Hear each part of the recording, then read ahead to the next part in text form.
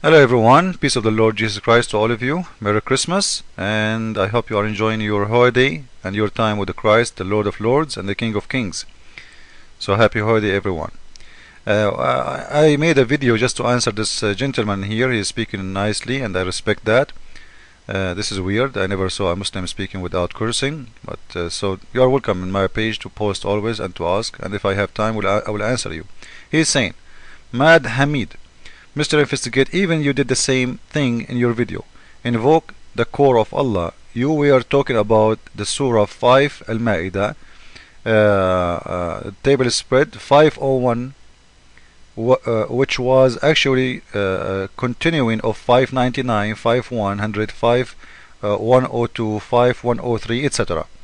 So he's telling us that you are doing the same as Muslims when they post for you the verse from Luke. If you remember in this video we are answering about Luke, that the Muslims, they are taking the verse out of context, and I did the same. Okay, I will go and I will show you I did not do the same. The reason the verse we are reading from Luke, sir, it is a teaching of purple, which means Jesus, he never killed. Jesus, he never himself kill anyone, and he never ordered the killing of anyone. But in the whole stories of Quran, it's about things happened for real with Muhammad, especially when it's come to Muhammad, and you have to agree with that, right? Now if we go to your Quran and if we read the Quran you told me to read, those are the verses you asked me to read, you will see that those will not let me to go there. Like what this verse will tell me about this, what this verse will make me understand this one. The messenger's duty is but to proclaim the message, which means your prophet is just a reporter. Great. So your prophet is just a reporter. So who is the one who will explain the Quran? No one. Because if your prophet himself is not allowed to report the Quran, and you say to them in verse 101, you who believe ask not questions about things which is made plain to you, may cause you trouble. But if you ask about things when the Quran is being revealed, they will be made plain to you. Allah forgive those. Man, it's even a sin even to ask a question about the Quran. So how you want to connect this one to this one? Connect them. This will be for my benefit, because this is showing me that Muhammad is not a prophet. What do you mean you are just a reporter? Who is the one is going to explain the Quran? If Muhammad himself cannot explain the Quran, who will do it?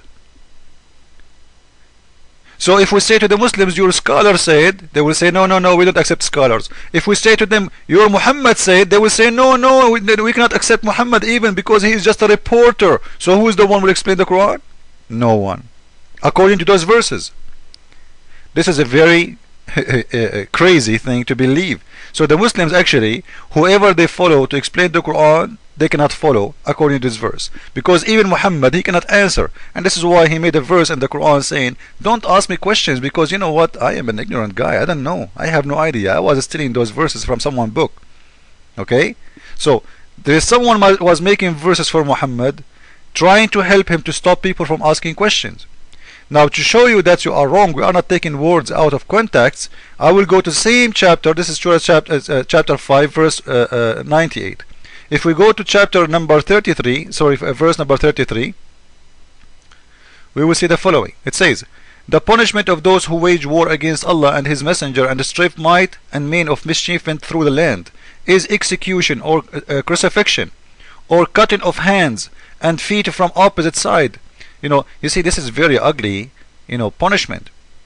If we go a verse before this one, you will see the punishment for the people who they are Jewish, it was to kill the one who killed. Now, why he did not continue with the same verse, with the same teaching?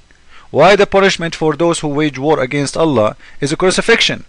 I thought crucifixion is pagans punishment. It's people who worship idols punishment. Why Allah is taking punishment from the pagans and putting it in His book? So even this one punishment, He's taking it from others. He's approving it, He's accepting it, and for the first time in the history of all the prophets of God, He is practicing it. Because if in case you don't know, the Roman who was practicing the crucifixion. So why your prophet he approved the Roman crucifixion? and his Quran too, not only the Prophet, which means Allah himself, he is making supposedly this Quran, right? So in here we are not taking things off context, because your Prophet, he cut hands, he did it for real. If we go to Ibn Kathir in Arabic, you will see that those people who they consider wage war against Allah, they are people who converted to Islam and they left Islam, they became apostate. So the one who waged war against Allah is an apostate. What they did according to your side of the story, remember when we read it from hadith or we read it from explanation of Muslims, we are reading one side of the story. This is 533. This is Ibn Kathir. Ibn Kathir, this is the official government website of Saudi Arabia. If you go and read the translation for this page in English, in Islamic website, you will see that it's not even 20% of the pages left. You will see in here they are saying the following: a bunch of Christians who they converted to Islam, and all of us, we knew how they used to convert people to Islam. They converted to Islam and they told the Prophet that we are sick. So the Prophet, he ordered them to drink camel urine, because the camel urine is the best medicine of Muhammad. Anyone he got sick, he give him camel urine. So either you die from the camel urine, or if you are strong like a horse, you might survive. So he is saying to him, they said to him, we are sick. So he ordered them to drink camel urine, and he told them, go with our animal, the guy who take care of the animals, go with him and drink from the camel urine, maybe you will get better. Supposedly they are Muslims, right? But this is very clear that those people, they made an excuse to go out from under the control of Muhammad, so they can go and run. Muhammad, he forced them to Islam. This is why when they left, what they did, when they are away, they killed the guy who take care of the animals, and they scared all the animals, which means they did not steal them. You see in here it says وَطَّرَدُوا, وَطَّرَدُوا al-ibil, which means they scared them and they make them run. They did not steal one animal. So what the punishment was for those? Muhammad, he took them, he put nails in their eyes, he cut their hands, he cut their foot, and he let them die under the sun slowly. Now let me ask you a question. The verse before, it says that the one who kills someone, the punishment is, this is from your Quran, not my Quran, the punishment for someone who kills someone is killing him. Fine. One of those people, he killed that man who take care of the animals, but your Prophet, he put nails in the eyes of all those who left Islam. You see in here, we told the children of Israel that the one who killed, in the case of murder, he will be killed. Fine, I have no problem with that. But suddenly we see your Prophet making another Quran fit only for the Muslims. The case is not only killing the person who did that. No, they are cutting hands, you are putting nails in their eyes, you are crucifying them, which means you are torturing them. This is not a punishment anymore. Muhammad is taking not a justice, he is revenging from those people who they left Islam. As you see in here, he put nails in their eyes, and when they are alive, imagine how nice your Prophet is. A man, he is putting nails in the eyes of a human being, they are alive. One of them he killed, the rest of them did what? He left Islam, and they are men and women and kids. So you will see in there, he's saying فَقَطِّعَتْ أَيْدِيهُمْ وَأَرْجُلُهُمْ وَسُمِّرَتْ أَعْيُنُهُمْ, which means he did that to all of them. He cut their feet, he cut their hands, he put nails in their eyes, and he crucified them, and he let them die under the sun, to die slowly. So are you telling me now I'm taking things out of context? Did your Prophet put nails in their eyes? Read it.